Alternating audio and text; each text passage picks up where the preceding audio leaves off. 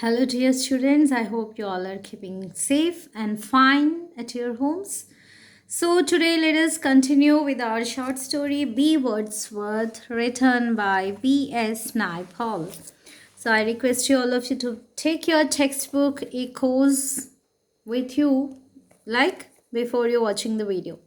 So, today we'll be continuing from page 118 onwards, where we have seen that B. Wordsworth praises the boy and that is a speaker, and tells him that there is a great poet lies inside him. And the boy becomes extremely very happy because he gets a positive stroke, he gets an encouragement. Well, about a week later, and B. Wordsworth bid tata bye bye, and he just left out from there. And after a week, coming back from the school one afternoon, I met him at the corner of the Mughal Street. And after 1 week, the boy was literally willing to see this man once again. And as per his wish, he met the man, that is B. Wordsworth, once again at the corner of the Mughal Street. He said, I have been waiting for you for a long time. So the boy was, he said that B. Wordsworth said that, I am waiting for you from a long time. I said, you sell any poetry? Still you are selling any poetry? And are you waiting for me because you want me to purchase the poetry? He shook his head. No, it's not. Shooking means in disagreement, and nodding means in agreement. Okay. So when he said that, he shook his head. That means actually he said, no, I am not waiting literally for you to purchase my poetry. He said, in my yard I have the best mango tree in Port of Spain. And now the mangoes are ripe and red and very sweet and juicy. I have waited here for you to tell you this and to invite you to come and eat some of my mangoes. So he said that in my yard, there are mango trees are there, and it's fully ripe. Okay, and this is one of the best mangoes that you can get in the whole port of the Spain, and they are very sweet and they are very juicy. So I was just waiting for you to tell you this and to invite you to come to me and have and relish the taste of the mangoes. He lived in Alberto Street in one room hut placed right in the center of the lot. The yard seemed all green. There was a big mango tree, and there was a coconut tree, and there was a palm tree also. And the place looked wild, as though it wasn't in the city at all, and you couldn't see all the big concrete houses in the street. Okay, so here is the we get a picture of the first time we get a picture of the house of the B. Wordsworth, where he lives, where he dwells. And he says that he lived in Alberto Street in and is it's a one room hut again, placed right in the center of that lot, means in the center of that street.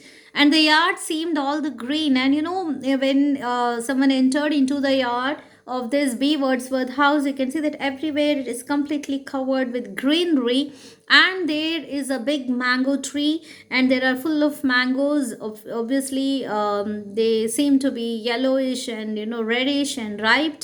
And beside that, there is also coconut tree, and there is a palm tree also. The place looks so wild in the sense the full of trees. When you have lot of plants, lot of trees, climbers, and huge trees in your yard, obviously it seems to be have like a mini forest, isn't it? And as though it wasn't in the city. And normally these type of scenes, or these type of growing more and more plants that you see in the village area rather than in the cities. Okay, you can't see all the big concrete houses. And in this particular Alberto Street, now they are from Mughal Street to the Alberto Street. Okay, in this particular Alberto Street, you can hardly you will be finding any kind of concrete buildings or houses. Okay, and he was right. The mangoes were sweet and juicy. The ripened mango smell is also so yummy that after standing from a far place itself, you will be understanding, oh, there are ripe mangoes, yellow mangoes. Again, you can just you imagine the sweetness and the juicy taste of that mango, isn't it? I ate about six, and the yellow mango juice ran down my arms to my elbows and down my mouth to my chin, and my shirt was stained. The boys, small children, how they enjoy eating the mangoes. If you go to village area, you can see that the children, what they used to do is that they climb the mango trees, they pluck the mangoes, or they standing on the ground, they will be throwing stones and they will be waiting for the mangoes to fall down, or otherwise naturally, when the overripe mangoes, they just fell down, and they used to pluck it, they used to pick it, and they used to wash it. And what they used to do is that, this is an apple, okay, but what they used to do is that, they used to, press the mangoes, and they used to keep it in their mouth, and they used to squeeze it. And this is normally how the village children used to enjoy the relishness of the mango. And they, when they squeeze, they will be getting the whole pulpy juice of the mango, and with a lot of sweetness, and tastes so yummy. Okay, and the boy says, the narrator here says that I ate about six. He actually ate six mangoes and the yellow mango juice. And if you observe the children actually, eating these mangoes, they, when they squeeze the mangoes, what happens is that you can see that all the juice of that mangoes will be on their hands, and it will be, flowing towards their arms and elbows, and then their, the whole mouth and the chin, and finally it spills over their shirt also, or even their dress also. Okay, and this is normally we see that when people enjoy the things in natural way, forgetting all the classic ways of etiquettes to have something. Okay, so the boy also enjoys the relishness of the mango, the sweet and ripened juicy yellow mango, and he feels that all his dress, his clothes, his arms and face, everything seems to be stained. My mother said when I got home, where you was? And mothers, you have seen the advertisement of Ariel. Okay, Dag Lagna अच्छा होता है. But हाँ, it's because of the Ariel they will be saying like that. But literally, if you go to your home, obviously your mothers will be shouting on you when you get stained your clothes, right? So here it says that where was you? Where were you? And you think you is a man now and could go all over the place? Go cut a whip for me. So now the mother shouts on the boy, what do you think of yourself? Okay, you think that you are a man and you are coming late to the house and you go anywhere you want without informing me, and go and cut a whip for me. Go and get me a stick for me. Why? To beat, obviously. She beat me rather badly, and the boy remembers, oh, my mom, how badly she beats me. And I ran out of the house swearing that I would never come back. Isn't today's moms are so, loving and too much caring and too much pampering and overprotecting, isn't it? They don't beat their children, or they simply shout on them, or nag on them. But very less moms are there today also. They will be, they love the sticks. Those moms who love the stick, they never cry. This is not a stick, okay? They never cry in their life, okay? Those moms who don't love the stick and don't feel like beating their children and always pamper them, the day is not very far that they will cry, okay? So here, this is what the elders used to say. So here we see that the boy seems to be, he knew his mother very well, okay? So he says that, my mother, she will beat me rather badly, and when she beats me very badly. I get all the marks on my body, I get too much pain. And what I do, and the naughty children, what they do in order to escape themselves from the beatings, they just run away from the house, okay, and go and hide somewhere. Or if the grandparents are there at home, they will go and seek the shelter near the grandparents, isn't it? Why? Because grandparents stop the mothers. They are the only one who can scold the mother, right? So they will be scolding the mother not to beat the child. And we children always used to go and seek shelter with the grandparents. Or either boys are there, they run away from the house. If girls are there, they just go and hide somewhere, okay? So these are the normal scenarios that happens in everyone's house, especially when you people or were small, or your younger brother and sisters are there, okay? So same is the thing that happens with the boy here. Now you know that the story actually is written by Naipaul, he is brought up by birth. He's an Indian, but he's brought up in foreign country, okay, in Toronto.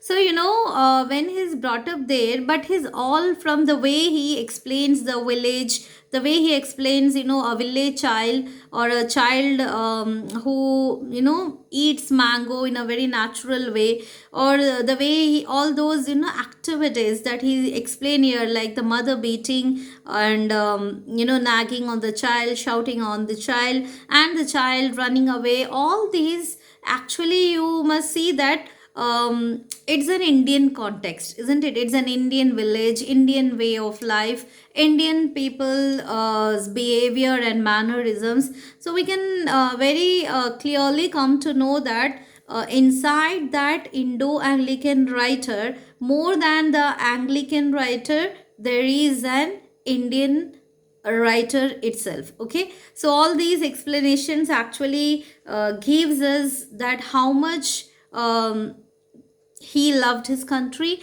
and how much he is having that awareness about his own country. Okay, so here we see that we all these things, we every day we observe in our surroundings, in our families, in our neighborhoods, but hardly we do think of these and think of expressing these things in the words, isn't it? Okay, normally people feel what's there is all natural things, right? But for those readers who have never experienced such thing, for them this is something new, and that is what actually Naipaul tried to put into his works. Okay, so let us come back to the story here after this analysis. So here the child or the speaker says that my mother beats me very badly, and I ran out of the house swearing, promising that I would never come back again. And I went to B.Wordsworth house. I was so angry, my nose was bleeding, and obviously literally his mother beat, and he was bleeding very badly, and his nose was bleeding, and finally he came back to the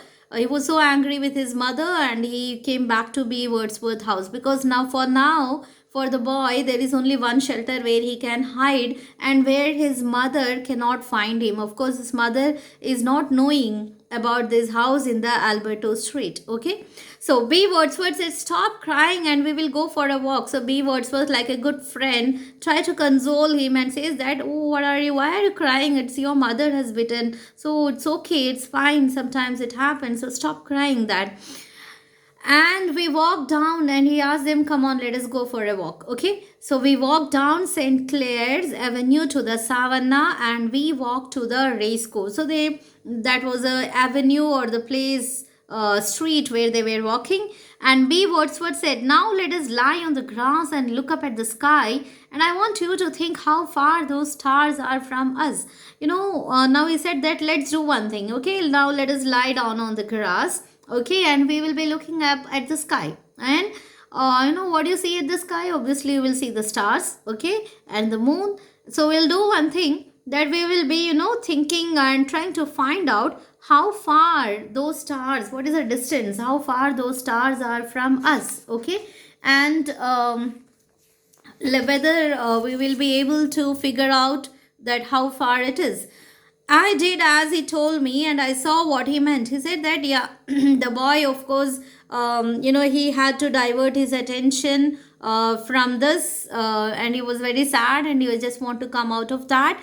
And again, he remembers like to have spent some good time. He loves talking with the B.Wordsworth, spending time with him, and by this time he has become a good friend of him. Okay, so the boy listened to him, and he saw what he meant. Okay, and he understood that what actually the man B.Wordsworth is supposed to say.